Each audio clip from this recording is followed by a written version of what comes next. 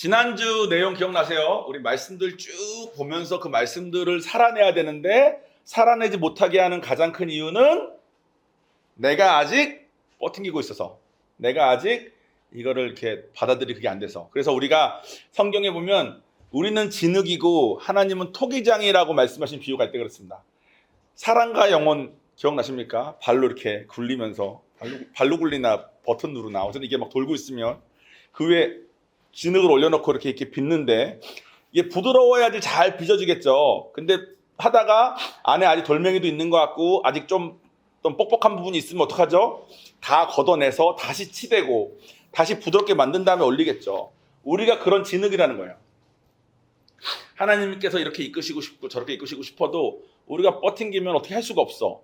근데 버팅기는지 안 버팅기는지 어떻게 한다? 예레미야 때도 당시 사람들 예배도 잘 드리고 뭐도 하고 다 했다 그랬어요. 하나님 음성도 듣고 뭐 제사도 잘 드리고 제사장도 잘하고 왕도 잘했다 그랬어요. 근데 말씀에 순종할 수 있게 하지 않았다는 거야. 이렇게 말씀하시면 이거다. 너네가 바벨론에 70년 동안 포로가 될 거다. 그러면 그 말씀 받아들일 마음이 없는 거야. 왜냐면 나 하나님 잘 믿으니까 나 잘 돼야지에 빠져 있는 거죠. 그래서 지난주 우리 그동안 했던 말씀들을 쭉 봤습니다. 이거를 하려는데, 이거를 믿으려는데 방해가 된다면 여러분들의 진흙의 상태를 아마 점검할 수 있을 거다. 그래서 부드러운 진흙이 되자. 그래서 아마 여러분 중에 그 말씀을 붙잡으신 분들은 지난 한 주 동안 또 열심히 살아내보려고 노력을 하셨을 수도 있습니다. 근데 그냥 듣고 배운 걸로만 그쳤을 때는 이게 아무 부담이 없어요. 좋은 말씀 또 배웠네. 이거 진흙이구나. 그러면 돼. 근데 이거를 살아내려고 하면 그때부터 이제 조금 힘듭니다. 내가 그동안 살아온 방식이 있거든. 나는 내 건 그래도 좀 챙겨야 되는데. 나는 그래도 내가 좀 행복해야 되는데. 이거를 거스르고 하려니까 참 손해가 막심한 것 같고 자기가 부인되는 상황마다 너무 괴롭습니다. 예수 믿으면 좋아야 되는 거 아니야 라는 그 좋다는 거의 기준이 자기의 감정일 때가 너무 많고 자기 생각일 때가 너무 많아서 아마 너무 힘들었을 거예요. 그래서 사실 지난주에 제 설교를 듣고 그냥 그런가 보다 하신 분들은 오늘의 설교가 큰 의미가 없을 수도 있겠습니다. 하지만 지난주에 설교를 듣고 뭔가 해보려고 발버둥 치신 분에게는 오늘 설교가 아주 큰 위로가 될 수 있겠습니다. 제가 본문을 안 만들었던 것 같은데 본문 혹시 준비가 안 돼 있겠죠? 오늘 본문은 주보로 같이 보겠습니다. 요한복음 10장 11절 말씀입니다. 앞으로 주보에 있는 말씀으로 미디어팀 부탁드릴게요. 오늘은 제가 깜빡했는데 앞으로는 기왕 이번에 깜빡한 거 앞으로는 이제 좀 부탁드려요. 주보에 있는 말씀을 넣어주시면 됩니다. 요한복음 10장 11절 말씀. 나는 선한 목자라 선한 목자는 양을 위하여 목숨을 버리거니와. 아멘. 그 말씀들 따라서 살려고 내 몸을 진흙처럼 만들어서 내 마음을 진흙처럼 만들어서 이렇게 하려면 이렇게 해도 되나? 나 이러면 없어질 것 같은데 이러면 망할 것 같은데 라는 거에서 벗어나야 되지 않겠습니까? 근데 그때 우리가 붙들어야 될 말씀이 이분이 선하시다는 거야. 선하신 분이 해보라고 한다는 거야. 나는 이거 없으면 큰일 날 것 같은데 나는 이렇게 되면 안 될 것 같은데 나는 일단 이게 필요한데 힘들어도 해보라는 거야. 이분이 선하시다니까. 근데 두 가지 문제가 있는 거죠. 첫 번째, 이분은 선하신데 우리는 악해. 그래서 악한 우리가 원하지 않아. 두 번째, 이분은 선하신데 온 우주를 창조하신 만큼 모든 걸 다 하시는 분인데 우리는 이분의 뜻을 잘 이해할 수도 없어. 악한데 이해가 안 되니까 자꾸 버팅길 수밖에 없고 토기로 빚어질 수가 없는 삶을 우리가 다 살고 있다는 겁니다. 예전에 우리 비유 시리즈 할 때 목자하고 선한 목자는 양을 위하여 목숨 버리거니 양 나오잖아요. 아주 간략하게 그때 했던 내용 좀 정리해 볼까요? 양이 어떻다고 그랬죠? 양의 특징이 당시에 양은 아주 귀한 거였습니다. 아주 고기도 주고 젖도 주고 우유도 주고 뭐 털도 주고 모든 걸 다 주니까 아무리 가난한 사람도 양이 한 마리씩은 다 있었어. 양 없으면 살 수가 없으니까. 그럼 그 한 마리가 얼마나 귀했겠어요? 정말 귀했겠죠. 당시에 부의 척도는 양을 몇 마리나 가지고 있나요? 때입니다. 목자는 그 양을 이렇게 치는 거야. 잘 자라게. 왜냐면 양은 목자가 치지 않으면 죽거든. 양의 특징은 이렇습니다. 일단 눈이 잘 안 보여. 그래가지고 눈이 안 보여서 안 보이면 무서우니까 가만히 있어야 되는데 눈이 안 보이면서 성지대에 있어서 지 맘대로 막 간대. 툭 하면 절벽 같은 데 이렇게 있대. 더 이상 움직이지 못한 채. 눈은 안 보이니까 무서워서. 그럼 목자가 절벽 타고 내려가서 끌어올라와야 된대. 그리고 눈도 잘 안 보이는데 지 맘대로 막 가는데도 불구하고 성격도 별로래요. 그래서 우성산 말에 따르면 추울 때는 양들이 다 떨어져 있고 더울 때는 양들이 다 붙어 있대. 왜 그러냐면 추울 때는 얘랑 나랑 붙어 있어서 얘가 내 체온으로 따뜻해지는 꼴을 못 봐서고, 더울 때는 나만 더울 수 없어서 같이 덥자고 붙어 있대. 여러분, 제가 지금 말하면서 양의 소리로 들립니까? 여러분 본인의 소리로 들립니까? 듣다 보면 점점 뭐 비슷한 거 있지 않습니까? 끊임없이 관리가 필요하대. 끊임없이. 눈도 안 보여서 이렇게 절벽도 갈 수 있지만 털도 자라는데 뭐 털갈이 뭐 이런 거 없이 털이 계속 자라. 그리고 막 몇 년 만에 발견된 양, 그럼 막 뉴스에 보면은 막 털이 막 이만한 양들이 있습니다. 그거 무거워서 한번 넘어지면 일어나지도 못한대. 털이 그렇게 길어지면 계속 깎아줘야 되고, 늑대 나타나면 물리쳐줘야 되고, 양이 또 딱 내가 늑대여도 양이 먹고 싶을 것 같아. 그죠? 뭔가 맛있어 보이고. 그러니까 양이 진짜 그렇게 취약한 동물이랍니다. 여러분은 어떻습니까? 여러분의 삶은 좀 취약하십니까? 다 우리가 그 고등학생 때는 누구나 전능감이라는 걸 가지고 있대요. 이것도 우성삼한테 배운 겁니다. 전능감이 뭐냐면 다 할 수 있는 것 같아. 다 아는 것 같고. 그래서 한 중2부터 이제 미국에서는 I know 시즌이 시작됐다는 거예요. I know가 이제 나 알아. 그러니까 엄마가 뭐 말하면 애가 나 알아. 나 알아. 이게 시작되고, 갑자기 고등학교 때부터 내가 마음만 먹으면 모든 걸 할 수 있을 것 같은 전능감에 빠지는데, 전능감이 보통 이제 사회생활하면서 깨지거든요. 근데 이제 사회생활을 하기 전에는 전능감이 계속 유지되는 경우도 가끔 있습니다. 그러면 양처럼 실제로는 눈이 잘 안 보이는데 절벽까지 갈 수 있게 딱 좋은 사람이 되죠. 그래서 한번 패배감을 느끼면 세상이 너무 무서워서 다시는 못 갈 것 같고, 우리가 다 그렇게 사는 것 같아요, 솔직히. 저도 사실 양과 다르지 않고, 저는 심지어 양띠입니다, 여러분. 그래서 더더욱 저는 볼 때마다. 근데 목자는 일단 양이 너무 귀해. 그래서 양 한 마리 한 마리를 잘 공부한대요. 잘 알고 키운대. 얘는 육체적으로 좀 약점이 있는 애다. 얘는 의지가 좀 약한 애다. 얘는 감정의 기복이 좀 심한 애다. 다 알고 키운대. 맞춰서. 그리고 가장 중요한 건 목자는 양을 절대 떠나지 않았대요. 당시에 이 말씀을 하셨을 때 당시 문화상으로 사람들은 이 말이 무슨 말인지 다 알았습니다. 내가 그렇게 귀한 양이라고? 내가 그렇게 내 마음대로 사는데 예수님이 오셔서 선한 목자로서 우리를 인도해 주시는 거라고? 나를 그렇게 다 잘 알면서 나를 키워주는 거라고? 이렇게 딱 받아들였대요. 근데 목숨을 버리거니와 이 말이 이제 의미가 있습니다. 어떤 의미가 있냐면, 당시에 이제 양이 많은 부자들은 더 이상 양치기를 하고 싶지 않으니까 목자를 돈 주고 사꾼 목자들을 샀대요. 돈을 주고 사가지고, 야, 우리 몇 마리 있으니까 몇 마리 네가 오늘 밖으로 데리고 나가서 밥 먹이고 이렇게 해줘, 이렇게 했대. 사꾼 목자랑 그냥 목자의 극명한 차이는 하나랍니다. 언제냐면 늑대가 나타났을 때예요. 늑대가 나타났을 때 사꾼 목자는 어떻게 했을까요? 도망갑니다. 자기도 늑대한테 당할 수 있으니까. 근데 진짜 목자는 어땠을까요? 자기가 싸워서 안 될 거 알면서 어떻게든 늑대를 쫓아내. 양이 너무 소중하니까. 그래서 이 얘기가 전해졌을 때 사람들한테 그렇게 의미가 전달이 됐답니다. 근데 지금 우리는 이제 목축업을 하는 그 세상을 살고 있지 않으니까 한국에서는 이 말이 잘 와닿지 않을 때가 있는 것 같아요.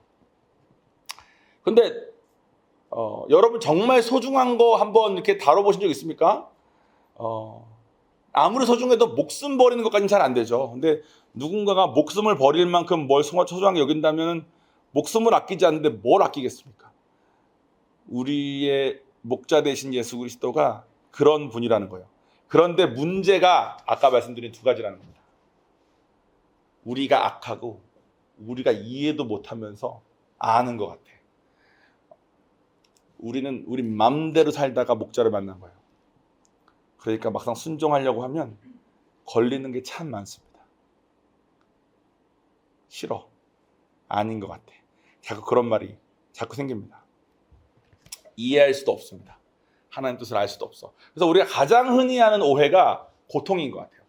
제가 상담을 많이 하다 보면은 하나님의 선하심을 못 믿는 가장 큰 이유 중에 하나가 하나님이 선하신 분이시라면 나한테 그런 일이 어떻게 일어나게 했을 수가 있겠습니까? 이런 말들을 많이 하시는 것 같습니다. 그래서 그 선한 목자에 대한 많은, 그러니까 선한 목자로 전하는 이유는 뭐냐면 여러분 진흙처럼 부드러워집시다. 이분은 선하시다니까.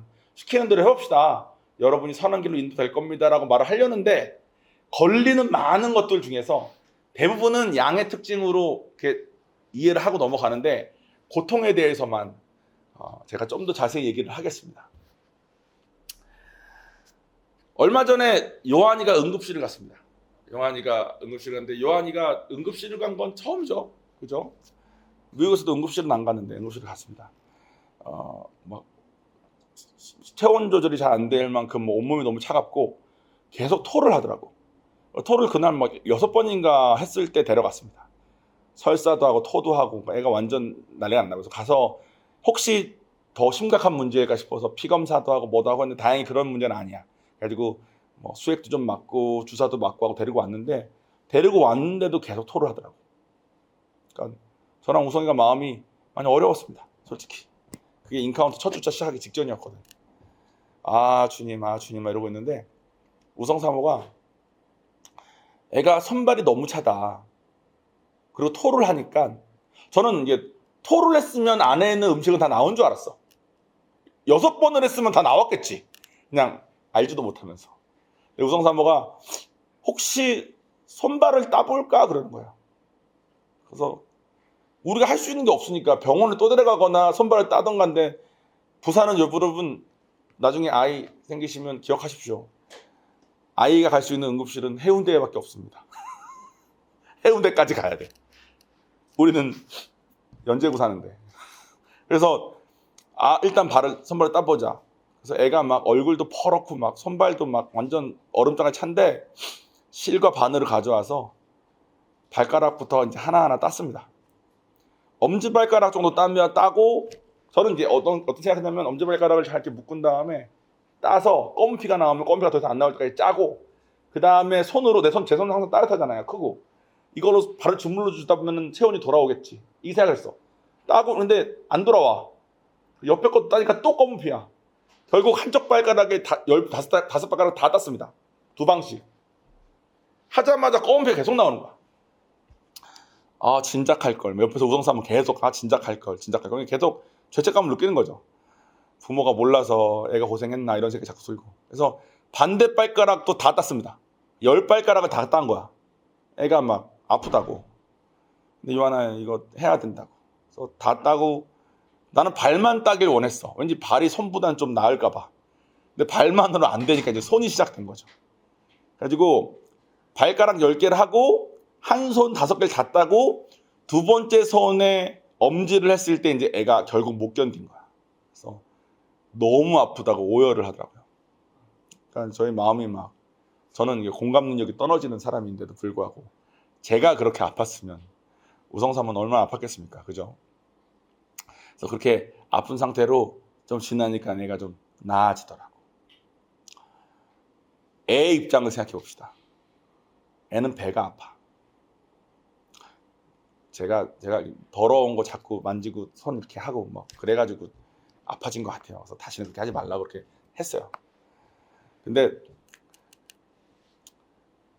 애는 배가 아픈데 목자인 엄마 아빠가 실과 바늘을 가져오더니 발가락을 달래.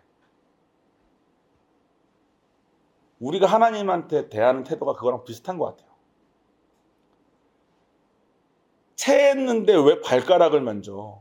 내가 좀 배가 아파서 아빠 배에다가 따뜻한 걸 붙여줄게. 그러면 내가 배를 내밀어 줄게. 근데 배가 아픈데 발가락을 달라고 하면 참 이해도 안 되고 싫습니다. 우리가 하나님 따라갈 때 그런 것 같아. 나는 지금 이게 문제인데 자꾸 딴 거 하자 그러죠.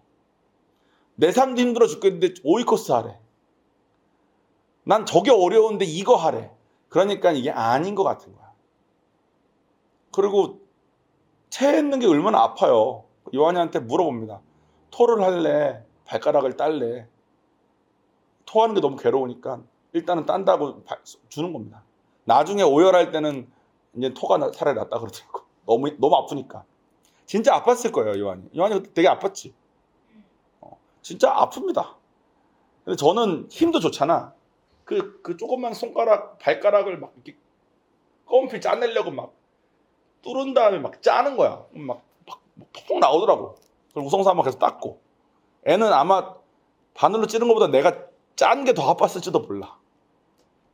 근데 여러분의 삶에서도 여러분 이제 그 원리는 알잖아요. 그 체했을 때 손 따는 게 훨씬 낫다는 거. 체해서 배 아픈 걸로 계속 사는 게 나아요? 아니면 잠깐 아프더라도 손을 따는 게 나아요? 손을 따는 게 낫죠.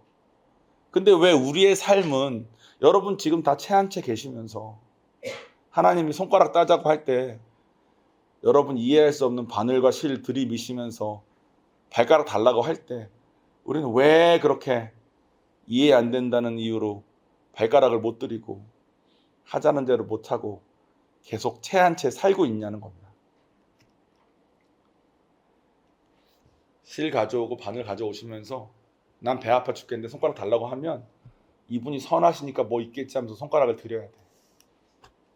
그게 신앙생활입니다. 저도 이런 과정들을 많이 겪은 것 같아요. 사실 저는 아버지의 영향을 많이 받아서 좀 멋지고 이런 거가 남자가 해야 될 일이라고 계속 주입식 교육을 받았기 때문에 정작 저한테 재능이 있었던 예술 쪽은 항상 딴따라라고 무시했었습니다. 하나님께서 영화로 인도하셨을 때 참 괴로웠어요. 영화에서도 편집으로 인도할 때 괴로웠고 저는 사실 솔직히 좀 무서웠던 순간이 되게 많습니다. 근데 한 번도 실망한 적 없는 것 같아요. 제가 좋아하는 걸 안 주신 적은 많아요. 근데 항상 저한테 좋은 거 주셨어요. 발가락이 따이는 것 같은 아픔 많이 느꼈던 것 같습니다. 근데 내가 해보니까 애보다 내가 더 아파. 여러분을 바라보는 하나님의 마음이 아마 여러분보다 더 아플 겁니다. 더 아프신 그분이 여러분 좀 고쳐보겠다고 여러분한테 좀 해보라고 하는 거야. 여러분은 여전히 싫은 거죠. 오늘 이 말씀이 되게 의미가 있나 봅니다. 수정이가 자는 걸 보니.